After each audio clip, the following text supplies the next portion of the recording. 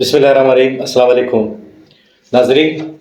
ہم آپ کے لیے حالات حاضرہ کے حوالے سے نئے موضوعات سامنے لائیں گے اور لاتے رہے ہیں، اور اس حوالے سے آپ ہمارے اس چینل برس ٹی وی کو دیکھا کریں، سبسکرائب کیا کریں، اور جو موضوعات ہم آپ کے سامنے لاتے ہیں ان کے حوالے سے بھی اپنا فیڈ بیک ہمیں دیتے رہیں.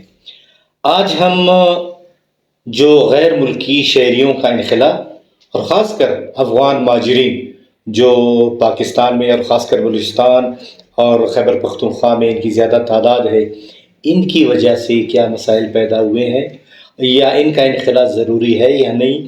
یہ بعض نے پاکستانی شہریت حاصل کی ہے، شناختی کارڈ انہوں نے یہاں بنائے، وہاں پہ افغانی کارڈ بھی ان کے پاس ہے، آتے جاتے رہتے ہیں. ان سے کیا مسائل پیدا ہو رہے ہیں؟ تو اس حوالے سے ہم نے آج بلوچستان نیشنل پارٹی کے رکن اور سینٹرل ایگزیکٹو کمیٹی کے ممبر سابق ایم این اے جناب عبدالرؤف مینگل صاحب کو زحمت دی ہے.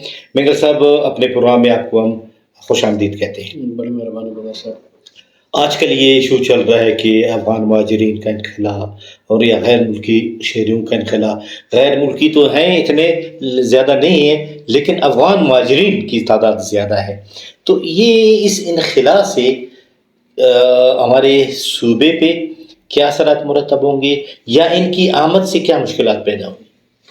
میرا صاحب، سب سے پہلے میں آپ کا شکریہ ادا کرتا ہوں کہ آپ نے بلوچستان ٹی وی کا آغاز کیا ہے. ہم دعا بھی کریں گے، یہ ہم سب کا ٹی وی ہے کہ بلوچستان کے دور دراز ملک سے باہر لوگ رہتے ہیں. آج کل میڈیا کا دور ہے کہ باخبر ذرائع کے حوالے سے اور حالات کی کرنٹ افیئرس کے حوالے سے ملک کی حالات سے باخبر رکھنے کے لیے عوام کے لیے ایک سہولت پیدا کیے. تو ہماری دعا ہے کہ یہ کامیاب ہو جائے اور آگے بھی بڑھے. شکریہ. اور گزارش یہ ہے کہ اس ملک کے اندر ہمیشہ سے جب پالیسیاں بنائی جاتی ہے اس میں مستقل طور پہ پالیسی نہیں بنائی جاتی ہے، ایڈا قسم پہ اس ملک کو چلایا جا رہا ہے. اب 75 سال اس ملک کی عمر کو ہونے کو ہے جب افغان مہاجرین آ گئے. ابھی ان کا میرا خیال دوسرا نسل ہے یہاں پہ، تیسرا نسل بھی آنے والے. اب ان کے لیے ریفیوجیز ایک بہت بڑا ادارہ ہے، یونیسیف کے تھرو، یونائٹڈ نیشن کے تھرو اور UNHCR کے تھرو ان کی کام ہو رہا ہے. تو کم سے کم ان کے پاس یہ ڈیٹا ہونا چاہیے کہ کتنے مہاجرین آ گئے، اس میں افغان بھی ہے، باقی قومیں بھی ہے، کس کس علاقوں میں اس کی رجسٹریشن ہونا چاہیے، پراپر اس کی ڈیٹاز ہونا چاہیے، کس کس علاقے میں. حالانکہ دنیا کے اندر ریفیوجیز ہوتے ہیں، جنگی ہوتے ہیں، لوگوں کو پناہ بھی دی جاتی ہے. تو اس وقت ان کو یہاں پہ پناہ دی گئی اور مسلسل اس کی تعداد بڑھتی گئی. بجائے وہ کیمپوں تک محدود ہو گئے، وہ شہروں میں پھیل گئے اور مختلف شہروں میں، کاروبار میں، بزنس میں ان کے اپنے قوانین ہیں انٹرنیشنل کہ وہ کیمپ سے باہر نہیں جا سکتے ہیں. اور پوری دنیا ان کو مدد کرتے ہیں، کھانے کے حوالے سے، صحت کے حوالے سے، ایجوکیشن کے حوالے سے، جو انسانیت کے حوالے سے ہوتی ہے.